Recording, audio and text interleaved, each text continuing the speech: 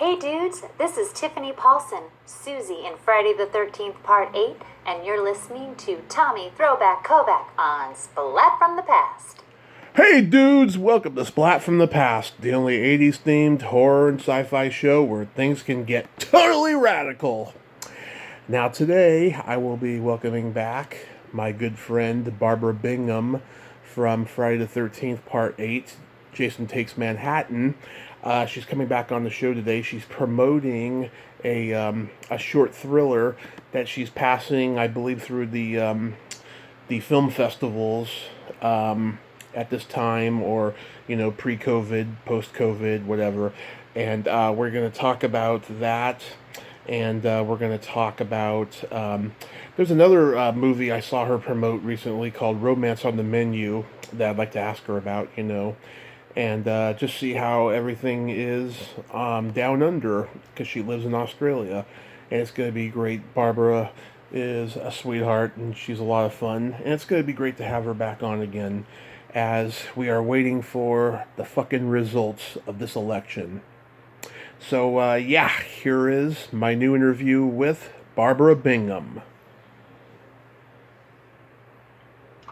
Hey. Hey, Barbara, welcome back. How are you today? I'm good. How are you? I am just anticipating when we finally get the results. Yeah, geez, far out, right? Oh God, it's just stressful, and everything changes in the news like every few seconds. It's insane. Yes, and depending on which news source you listen to, it depends on what you're going to get. So, yeah. Yeah. How are you holding up in this clusterfuck pandemic we're in? Yeah, look, I really can't complain. It's, Australia locked down and they really locked down. Like we can't leave the country. Lockdown. But the good news is, I'm not sure what the number is, Tommy, but let's just say that Australia is the same size as the United States as far as land mass. Yeah. And I think we've had around 1,000 deaths. Yeah. Yeah. It's a big difference. And obviously our population isn't anywhere near, our population is what's between LA and San Diego. But,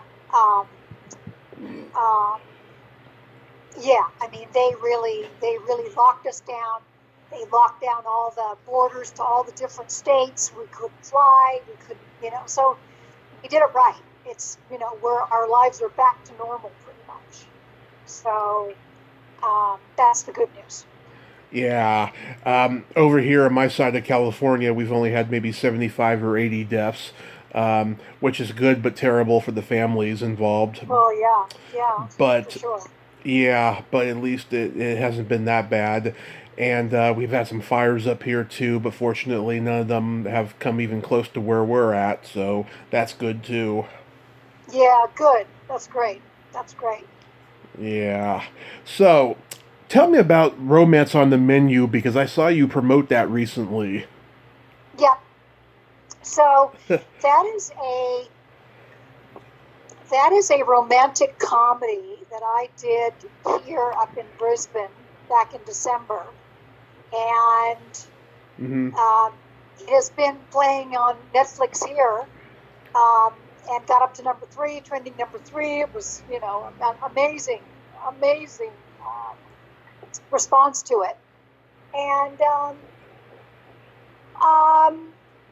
it's just a little fun romantic comedy that Cindy Busby is the lead, and I play Cindy's mom. And Cindy is the darling of Hallmark Channel. She got her start back in a show called Heartland, and she's done a ton of work. Yeah. But yeah, so and it's coming to the States. They just won't tell us when or on what. So hopefully it'll be on Netflix or something, or Amazon. Yeah, hopefully. Yeah.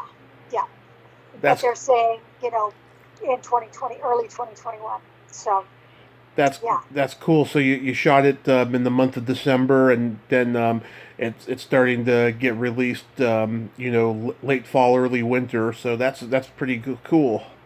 Yeah, yeah, very cool, very very cool. Yeah. And then I did a short film, and I think if the pandemic hadn't hit, the director never would have had the time to focus on getting the short finished. Mm-hmm. But because we were in lockdown and quarantine for second half of March and April, he was really able to focus on Over the Edge, and just got so much work done on it. And we premiered at a film festival here last Sunday at Monster Fest. Nice. Yeah, really nice. Super nice. How was the turnout for that festival?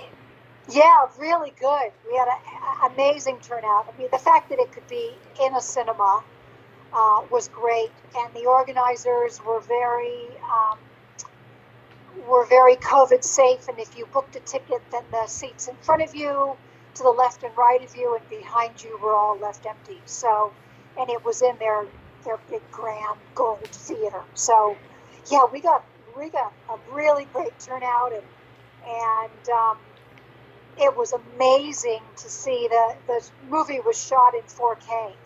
So it was amazing to see it on the big screen in 4K. Oh, that's great that you had a nice little turnout there. Yeah, God, because all the conventions, a lot of them have rescheduled for next year when hopefully everything will be under control. But a couple of conventions have opened up, and they haven't had really good turnouts, and they've come under fire because they think that they opened up way too early and it was really risky and stuff like that. Yep. Yeah, there were 2 conventions I was supposed to be at this year, so yeah, it's a bummer that I didn't get to go to either one. And only fingers crossed that, I'm locked in here. Australia has our borders closed going out, so we're not allowed to leave the country. Oh yeah. And so we have to wait until, they said it was going to be the end of the year, but now it's looking like more like March or April. So hopefully I'd love to be at a convention again, for sure. Yeah. Wasn't Tom Hanks in Australia when he caught COVID? He was. Yeah. He was up in I think he was up in Brisbane shooting with Baz Luhrmann. So yeah, bummer. Yeah. It's a real bummer. Yeah. So what can you tell me about Over the Edge without giving too much away? Over the Edge is a short film, and it's a bit of a Hitchcockian thriller. Mm-hmm.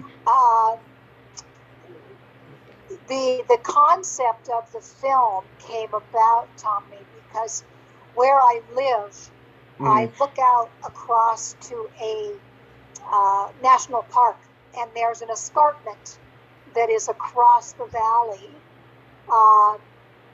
that has telephone poles on it, but you just never see people on it. It's just a an escarpment, and I stand at my kitchen window, and I always thought, what would I do if I saw somebody pushed off the escarpment? Like, what would I do? Yeah. And so over time, I just sort of kept turning that over in my head, and last March, my 32-year-old nephew, who was just a fantastic guy, died unfortunately because from cancer. Yeah. I'm sorry. Yeah. But his dying was really the impetus to get me to do something about this idea.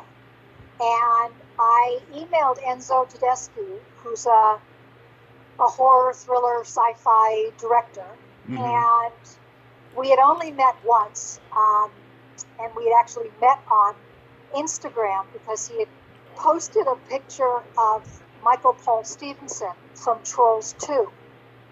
And when I saw the photo, I just said underneath, I played Michael's mother in Beyond Darkness, with Claudio Fragasso directing. Yeah. And he came back and went, oh my God, that's so great, we got to have a coffee. So we got together, and he didn't have anything going on. I didn't have anything going on. And we said, let's just keep in touch. So after my nephew died, I reached out to Enzo and said, can I run an idea past you? And he said, yep, I'll call you Monday at 1. And bless his soul, he is the kind of guy that when he says he's going to do something, he does it. And he called at 1 o'clock and said, what's going on? I said, well, I have this idea. Can I run it past you? And told him the idea. And he said, now, Barb, tell me again why you're telling me this. I said, well, I don't know. I said, my son thinks it's a good idea, but I don't know. And he said, can I direct it? And I went, oh, yes, of course you can direct it.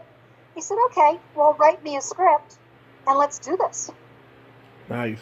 So it was really amazing, Tommy. And I went away and wrote a few drafts of a script and sent it off to him. And the next thing you know, we're up and running and making our short. So it kind of felt like my nephew was helping from the sidelines, from up above. It just came together so easily and effortlessly, and was kind of meant to be. Oh, that is wonderful. How long did it take to shoot? We did a 2-day. It was a 2-day shoot, and then we had a 1-day camera rehearsal with Enzo and our cinematographer Feng Chang, and that really helped because they could figure out all their camera moves, and we could figure out all of our blocking, and so that really helped a lot. And Nicholas Hope plays opposite me, and he's in a film that is a bit of a I don't know if I guess it is horror, called Bad Boy Bubby from back in the 90s. And in Australia, it's like, oh, that's Bad Boy Bubby. Oh, he's a walking legend. So to get him to do this short with me was amazing. Really great. I'm surprised I haven't heard of it. I know a lot of, not a ton, but I know a quite number of international horror films. Well, go look it up. See if you can find it. I'm sure you can access it somewhere on the web. Bad Boy Bubby. Bad Boy Bubby. Bad Boy Bubby. And he and I worked together on another limited series called Dead House Dark that Enzo also directed. And that's coming out in 2021 on a streamer in the States, but we can't say yet. And that is a horror anthology, 6 different directors. Wow. Telling 6 different stories, and it's just so good. Blood-curdling good. I love horror anthology movies and TV shows. They are the best. They are the best. Yeah. And there's a thread that goes through them all, and so that's Dead House Dark. Yeah.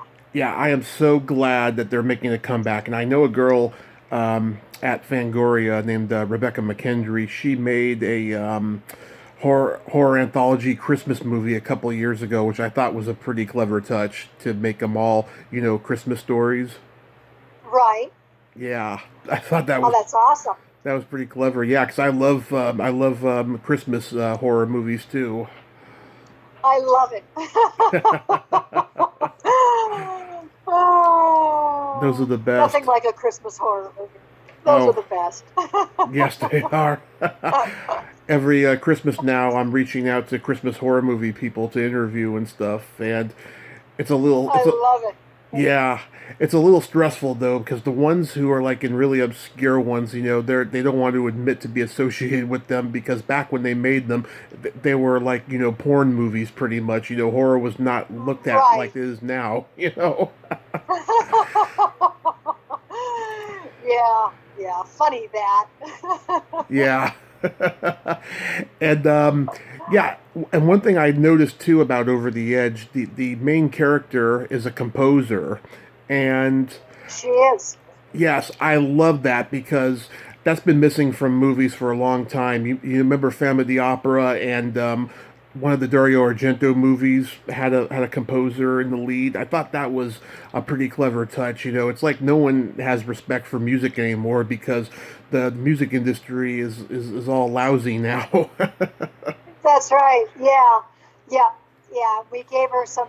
We gave her some pressure of a deadline and not hitting it, and so it just adds to her level of stress that's going on around her. So yeah. Yeah.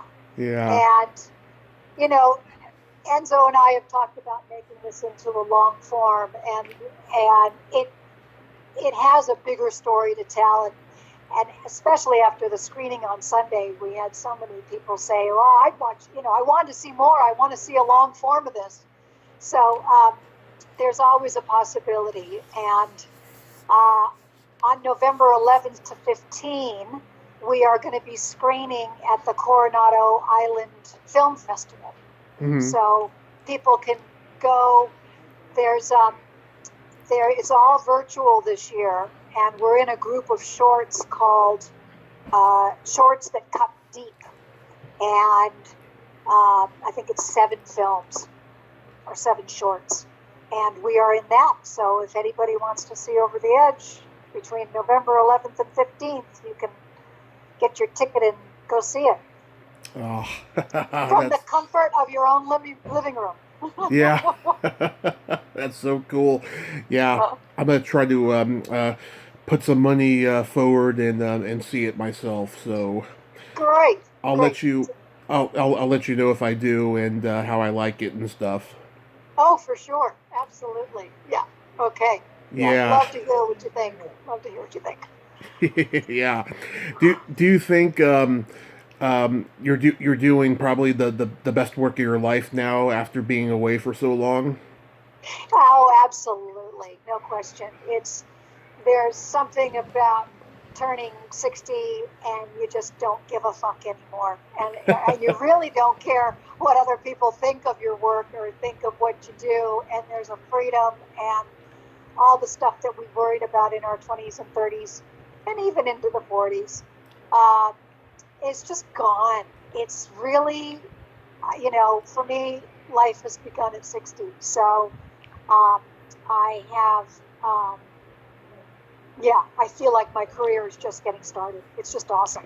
It's just awesome. Oh, I have, I have some worries, but I don't have the worries that I had before my accident 5 years ago. I feel just like everything's been lifted off my shoulders, and this year has been probably the most humbling year I've had probably ever, but like in the last 5 years that I've recovered from my accident because I've been interviewing everybody that I want to, and I've been interviewing icons I never expected to interview. Oh, that's awesome, Tommy. See, that's, there's always a silver lining. That's the thing. I mean, with how challenging this year has been and confronting, and, the world had just absolutely gone mad. There is a silver lining, and that, people were available to do podcasts and have chats with you because they were in lockdown and they weren't out shooting anything. I know, but it started just before lockdown, too. It started like January. Like my second interview for the year was Marion Ross from Happy Days, and I just could not believe it. Wow, that must have been so much fun. Oh, I'll tell you. we had a great 35-minute conversation, and then about 2 hours later, after I finished my second interview, she called me back, and there have been guests who have called me back after to tell me that they had a great time, but she also told me that I was a gentleman and that she had a great time, and I just could not believe it. I wish I had a recording of that, Oh, I mean, what a classy lady. That is just what a wonderful thing to do. That's just, yeah, it just shows what a wonderful woman she is. That's great. It is. And those are the kind of people you want in your life. Absolutely. I've been very blessed this year with everybody, and I feel like, this is just some freak fluke accident that has just has reaped benefits for me. Yeah, right. That's good. That's good. Yeah. So did you watch Tiffany's movie Holidate? Oh, yes. Oh, my gosh. How amazing. Have you seen it? I saw it just a couple hours after it was put on Netflix, and let me tell you, Yeah. okay? All right, I'm not easily offended. I love raunchy humor, and because I did stand up for 10 years, I was probably the raunchiest comic in San Francisco. I went into this movie with very low expectations because of the fact that everything I see now related to Christmas comedy is just so cliche, like I've seen it before and everything. But the moment that Emma Roberts said "fucking Christmas," that's when it had me, and I knew this was going to be a hilarious movie. Yeah, like so good and so clever. And I texted Tiffany and said, Yeah. 10-1, Webster's Dictionary is going to add holiday as a word in 2020 that didn't exist last year. Oh, it's so clever. I am so happy for her. Yes. And she is a clever girl, and she's worked really hard. Yeah, and when I talked to her 2 years ago, it was just a few months after you and I had talked, or maybe a month or so, somewhere around there. She was very professional, very polite, did not swear at all. And when I was watching this, I was like, oh my God, I didn't think she had it in her. I love it. I love it. Yeah. And I got an email from Rob Hedden, and he was like, "Oh, geez, I saw Holiday, but I didn't know it was Tiffany's movie." So he was pretty excited too. Yeah. and I messaged her, and told her how much I loved it and stuff, and I loved the hand job scene in the car because. Oh, that was hilarious. Yes. Oh God, you know how many times that's happened to me? I told her that, and she sent me a heart, I love it when in romantic comedies you see now, there's always got to be that obligatory sex scene like in Bad Santa, with fuck me Santa, Yes. Yeah. That's funny.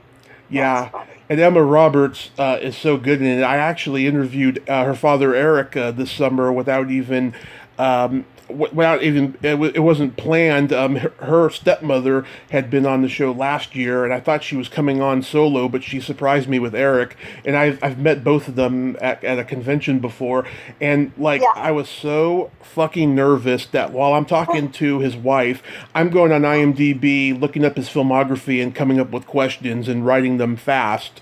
It was very nerve-wracking, but I got through it okay.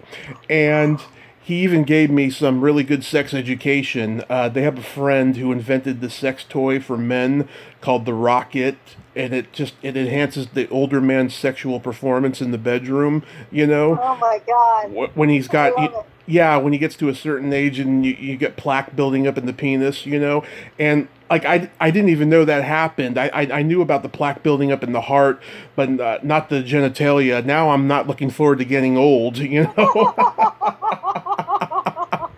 Yeah, how come nobody told me about this? I didn't know about that. Yeah, nobody told me, and so I got some sex education from Eric Roberts. It's so awesome. There aren't many people that can say that, Tommy, Exactly. It's a very rare privilege. That's exactly right. Very funny. Hey, Barbara, we got to play my secret silly game. Your secret what? My secret silly game. Okay, what is it?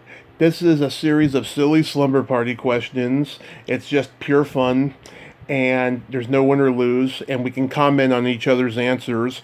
And how it works is I ask you the question, you answer it, and then you ask me the exact same question, and I answer it.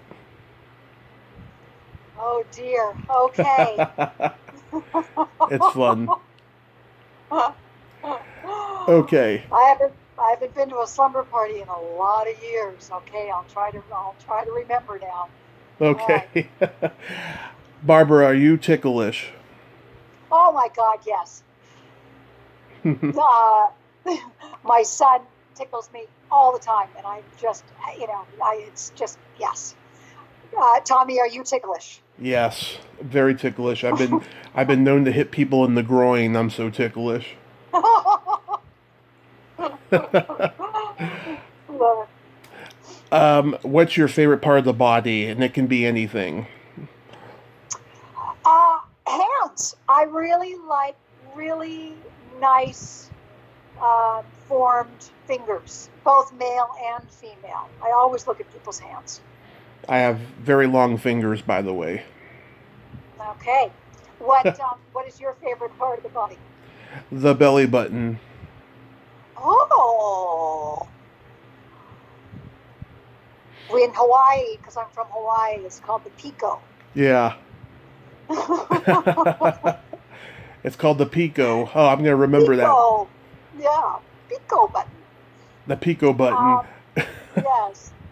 Hey, well, there you go. The next time I talk to someone from Hawaii and I play the game with them, I'm going to remember that. The pico. The pico.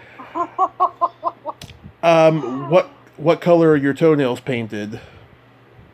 I don't wear nail polish. Okay. How about that for something wild and crazy? I know. It's subjective. I know a lot of women who don't paint their toenails. Yeah, I don't paint my fingers or toes. I did for years in high school, Mm-hmm. and then my nails were so yellow for so many months after I stopped wearing nail polish. I thought, I'm not ever doing that again. So, yeah, I only do it for shoots. That's it. Yeah, and that was back in the day when if you wore nail polish or rouge in school, that meant you were a whore. That's right. That's exactly right. And what color are your toenails? Right now they're au naturel, but last time they were painted, they were purple with sparkles. Oh, that's so nice. I like to go elaborate. Yeah. What would you say is your best personality trait? My humor. I agree. Well, thank you. Yes, I think I'm quite funny, but then not everyone does. And what is your favorite personality trait? I have empathy and I have no filter. Ah, yes. No filter is great. That's all, that's always a breath of fresh air. Mm-hmm. And empathy is always good too. Yes, absolutely. And then my favorite question, is there a stinky smell that just makes you gag? Is there a stinky smell that makes me gag? Probably, I'm going to go with old fish in a bucket. Ugh. Like when you go down to the wharfs and they're bringing the fish in and they're trying, that just does make me. But I love fish, but I don't like the smell of old fish. Yeah, it is pretty bad. Yeah. Yeah. And what about you? What is your smell that makes you gag? Either farts or feet. Or feet that fart, then you're in really big trouble. I didn't know that feet could fart. Well, you never know. I've got jokes for you. Okay, spring it on me. You know what the elephant said to the naked man? No. What did the elephant say to the naked man? Man, how can you breathe through that thing? Very funny. Very funny. I love that one. That's a good one. That's good. You know the difference between a golf ball and a G-spot? Nope. A man will spend 20 minutes looking for a golf ball.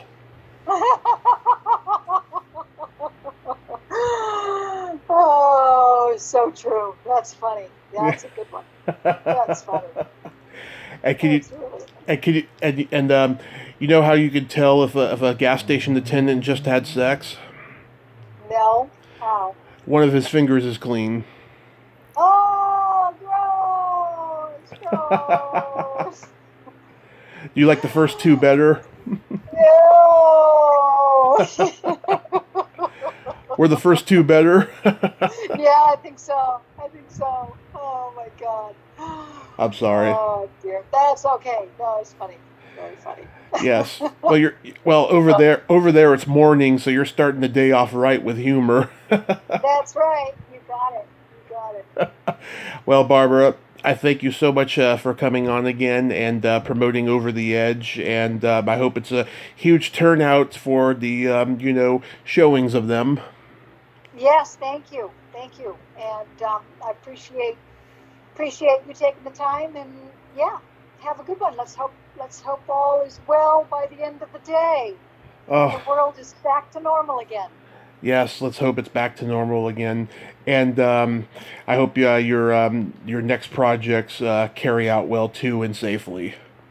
Yeah, thanks, Tommy. We'll talk soon. Okay, bye bye. All right, take care. Okay, bye. Well, there you have it. Barbara Bingham. Ain't she a sweetheart? Oh, she's so funny. She's got a great sense of humor. I just adore her so much. Check out Over the Edge, November 11th through the 15th. And follow her on social media. If you like this video, everyone, please subscribe to my YouTube channel.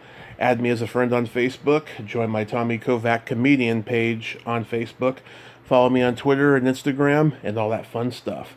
I know I just keep bringing the social media back. That's all the time we have this week on Splat from the Past. Until next time, this is Tommy Throwback Kovac saying, there's no shame in living in the past because the present sucks. Later, dudes.